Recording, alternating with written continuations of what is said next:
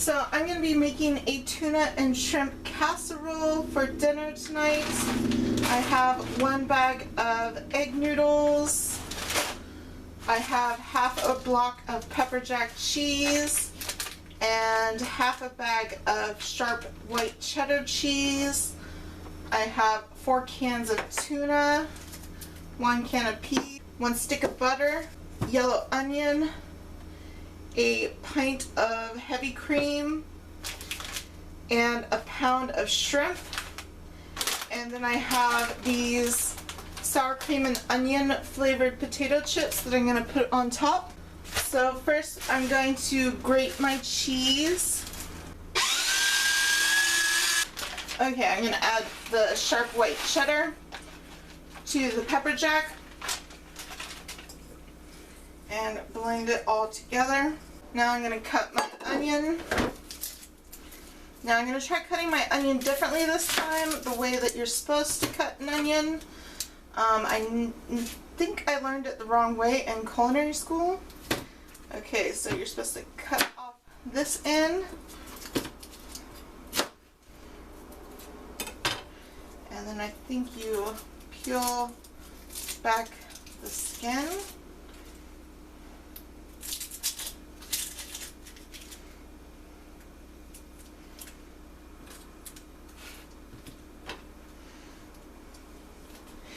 And you're cutting off the end that doesn't have the root on it, so you leave the root on there.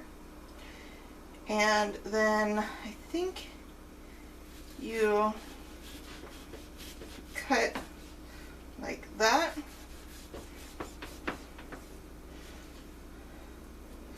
And then you, oh, I cut too much. I gotta practice this before I start work Friday. So I gotta cut another onion tomorrow. Okay, so you gotta cut partially like that.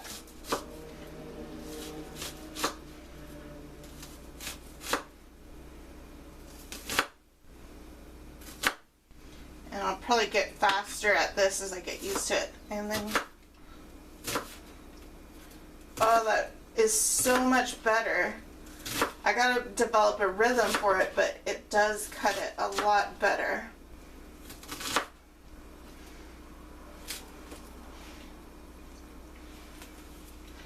I can't believe they didn't teach me that way in culinary school. Probably because at culinary school it was the students that taught the other students. It wasn't really there wasn't an instructor there, but it was basically run by students. The instructor only really came into the kitchen when we really needed help or something. But mostly it was a pure run kitchen. So somewhere along the line someone failed to teach the right way to cut an onion. And Gordon Ramsay was right. You don't tear up as much when you cut it this way.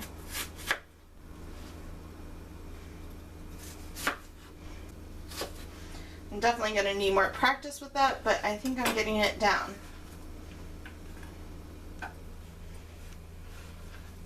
And it looks so much better when you cut it that way too.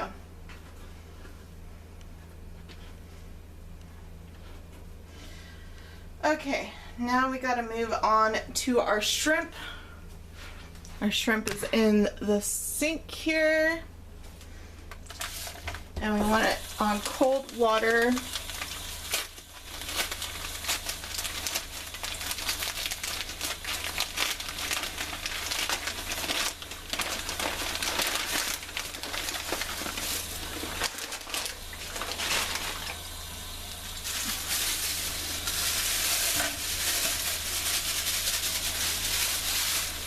And I always buy my shrimp raw in the shell because it's usually more affordable that way. You usually get better quality shrimp. So what I'm going to do is go ahead and take off these shells because I do not want the shells on the shrimp. And I'm going to place them in a bowl so I can use them in the casserole.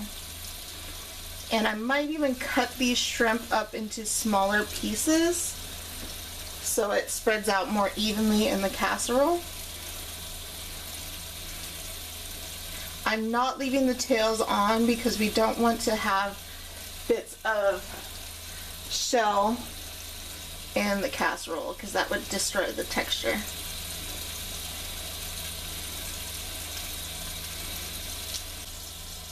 Yes, I definitely think I'm going to cut these shrimp into smaller pieces because I want there to be more shrimpiness in the casserole. Now this shrimp I just discovered has not been deveined, and I'll show you how to do that. You want to cut along the spine of the shrimp and take out that vein right there, and you definitely want to get that out because that's basically the shrimp's poo and you don't want to eat that.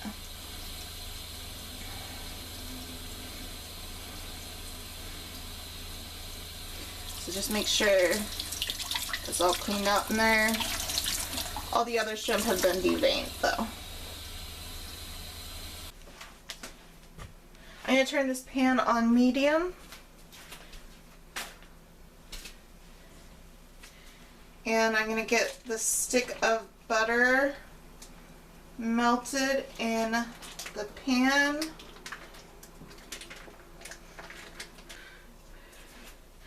And then in this big pan, I'm going to get some water with salt boiling.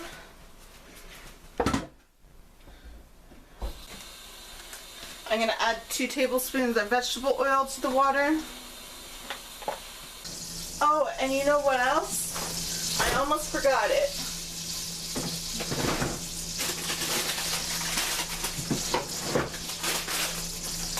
I also have a bag of spinach for the tuna casserole too. I felt like it needed more veggies. So now that this butter is melted, I'm going to add my onions. I'm going to add about half a teaspoon of salt.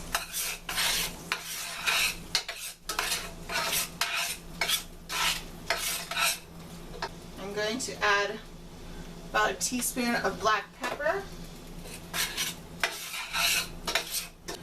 I'm going to add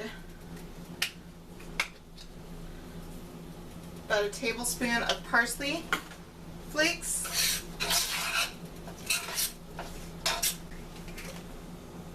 I'm going to add half a teaspoon of celery seed.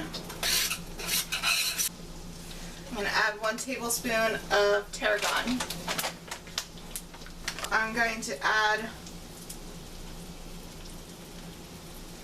1 tablespoon of paprika. Ooh, yum. Smells delicious. Okay, now I think we can go ahead and add our shrimp. So I'm going to cut the shrimp into bite-sized chunks. Now let's get our shrimp all nice and coated in that butter.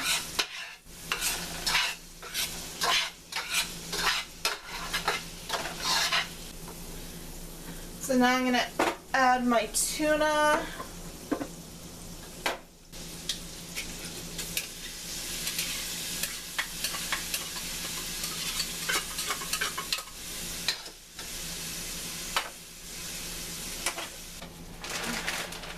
Okay, now I'm going to go ahead and add my pasta to the pot.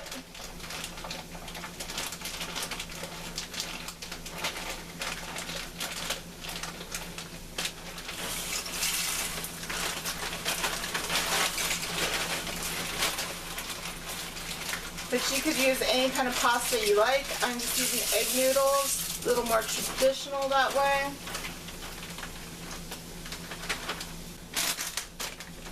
Now I'm going to add my spinach.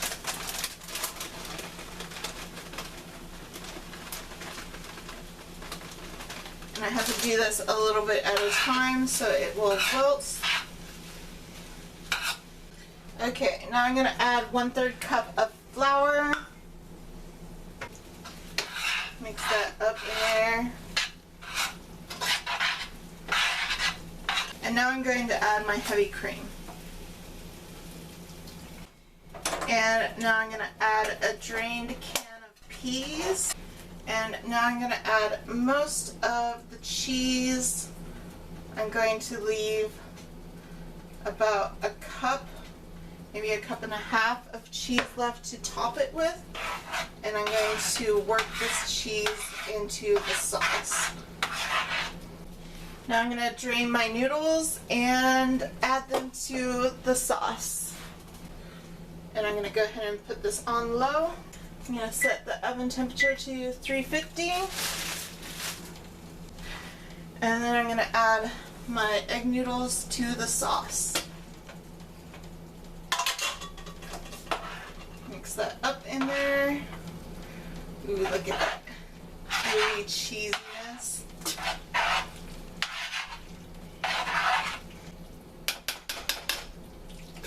Okay, flatten it all out.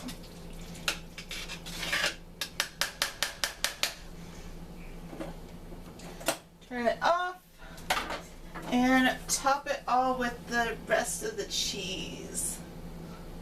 And then we're going to take our potato chips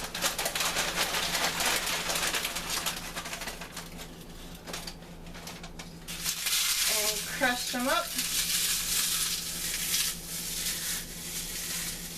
and put them on top.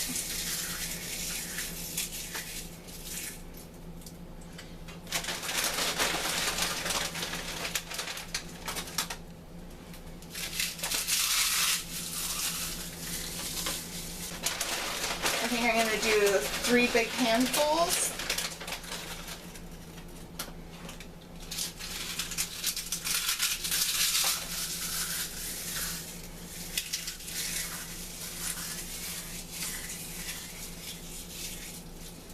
There we go.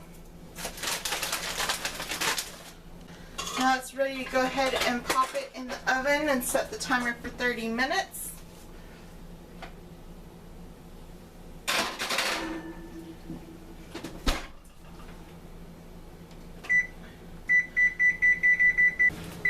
Okay, it's done.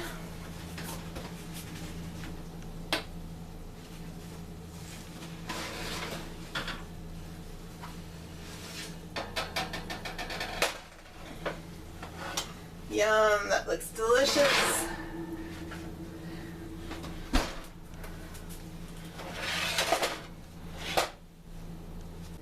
So here's what it looks like up close. It's all bubbly and cheesy and yummy. Let's get a spoonful into our bowl. Oh, yum. Look at that.